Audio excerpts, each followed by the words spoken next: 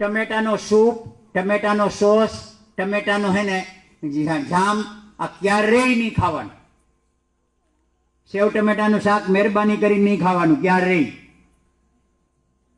લુખા ટમેટા ડેઈલી ખાવાના, ભરપૂર ખાવાના. ટમેટાને લુખા ખાશો ને એટલે લોહી સુધારશે. એ જ ટમેટાને જ્યારે તમે ગરમ કરી નાખો ને એટલે યુરિક એસિડ બની જાય. તમારી ઘરે સંડાસ બાથરૂમ હોય ને એને તમે ગમે એમ સાફ કરો ને એમાં પીળા ડાઘ ન જતા હોય ને, ઘરે દેશી ટમેટા 2-3 લઈ આવો અને એને ગ્રેવી કરી અને થોડીક વાર પાણી નાખીને એને ઉકાળી નાખો અને ઉકાળીને લેટ્રિન બાથરૂમમાં છાંટી દો અને 15-20 મિનિટ પછી એને વોશ કરશો ને એકદમ નીટ એન્ડ ક્લીન. તમારા ગમે એવા દાંત પીળા થઈ ગયા હોય ને તમાકુ ખાઈ ખાઈને, અને દાંત પીળા થઈ ગયા ને કોઈથી સફેદ ન થતા હોય ને તમે ટમેટાની ગ્રેવીને ઉકાળી ઠંડી થાય ને પછી એમાં બ્રશ બોરી અને એનાથી તમે દાંતને સાફ કરજો, ચોખ્ખા ચણાટ થઈ જાય. જ્યારે ટમેટું ગરમ થાય છે ને એટલે એસિડ બની જાય છે. એ શરીરમાં જ્યાં જ્યાં જાય ને એ સાંધાનો દુખાવો કરે ને કરે. એટલે કોઈ દી છે ને ટમેટાને ગરમ કરીને ખાવાનું નહીં. લુખ્ખું ટમેટું ડેઈલી ખાવાનું. ભલે 100 ગ્રામ, 200 ગ્રામ, 250 ગ્રામ તમે ડેઈલી ખાઓ. એમાં દેશી ટમેટા મળે તો અતિ ઉત્તમ, નહીતર જે ઓલા ટમેટા આવે છે એ પણ ખાઈ શકાય, પણ એની અંદર મીઠું છાંટવાનું નહીં. લુખ્ખા જેટલા ફાવે એટલા ખાવા. ટમેટું ગરમ તમને એમ થાય દાળમાં નાખવું છે તો શું કરવાનું? કટકી કરીને રાખવાનું. દાળ ઉતરી જાય ને પછી પાછળથી નાખી દેવાનું. વઘારમાં ક્યાંય ટમેટું નાખવાનું બહેનોને ખાસ, કારણ કે તમે છે ને ઘરનું રસોડું છો. તમે 100 એક વ્યક્તિ સુધરે ને, એક લેડીઝ સુધરે ને એટલે 100 કુટુંબ સુધરે. આખા ઘરનો આધાર લેડીઝ ઉપર છે. એટલે ક્યારેય એને ટમેટાને ગરમ નહીં કરવાનું. ટમેટાને ગરમ કરશો ને એટલે શરીરમાં યુરિક એસિડ વધશે. તમારા હાંધાના દુખાવા થશે. અત્યારે બેઠા હોય ને તો ખાલી ચડશે. ઊભા રહેશો ને તો ઊભા તમે નહીં રહો. ઘડીક થાય તો આમ ઘોડાની જેમ ઊભા રહો, ઘડીક થાય તો આમ ઘોડાની જેમ ઊભા રહો. સીધા પગે તમે ઊભા નહીં રહી શકો. ગોઠણ દુખશે, પગ દુખશે, સાંધા દુખશે, કમર દુખશે, હાથ દુખશે. કામ કરતા કરતા ખાલી ચડે. ઘણા બહેનો ગાયું દોતા ભેંસું દોતા થાકી જાય. અને અત્યારની તકલાદી અમુક પેઢી તો રોટલી વણતા થાકી જાય. એવી યુરિક એસિડ ભેગું કરે શરીરમાં. હોટડોગ ને, બર્ગર ને, પીઝા ને, ચાઇનીઝ ને, પંજાબી ને, દાબેલી ને, પફ ને, પાણીપુરી. આપણા બાપ દાદાએ કોઈ દી નામ નહોતા સાંભળ્યા. આવી વસ્તુ જ ભાવે છે ને. છોકરાઓ નૂડલ્સ સિવાય ભાવતું નથી કાંઈ. પછી નૂડલ્સ જેવા જ થાય. એટલે ક્યારેય છે ને ટમેટા કોઈ દી ગરમ કરીને ખાવા નહીં.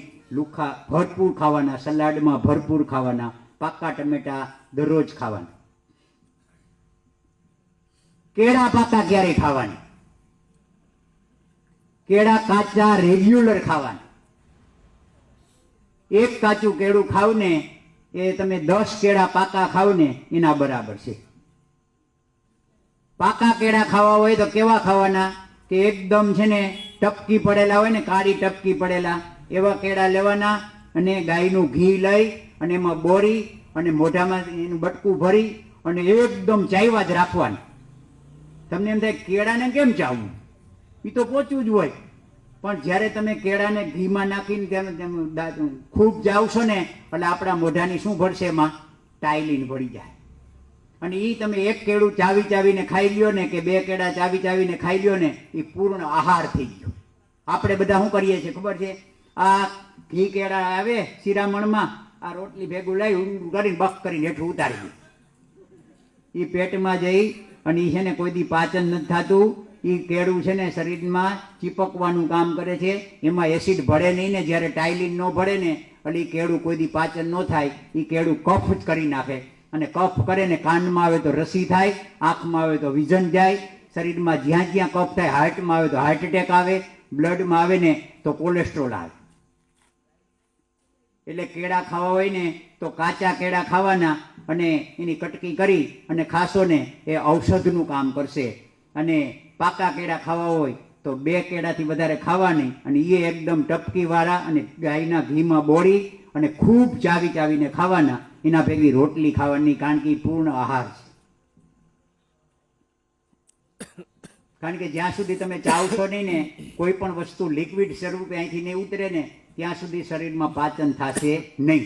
આપણા શરીરની અંદર કોઈ એવા અવયવ નથી કે જે ભાંગીને ભૂકો થાય. અનાજ જેટલું છે ને, અનાજ છે ને આપણો આહાર જ નથી. આપણો ભગવાને, કૃષ્ણ ભગવાને આપણે 4 પ્રકારના આહાર કીધા છે: વાયુ તત્વ, અગ્નિ તત્વ, જળ તત્વ અને પૃથ્વી તત્વ.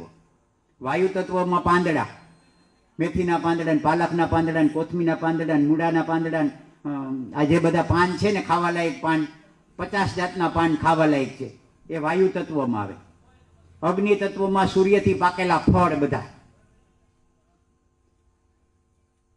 જળ તત્વમાં બધા શાકભાજી આવે અને પૃથ્વી તત્વમાં બધા કંદમૂળ આવે.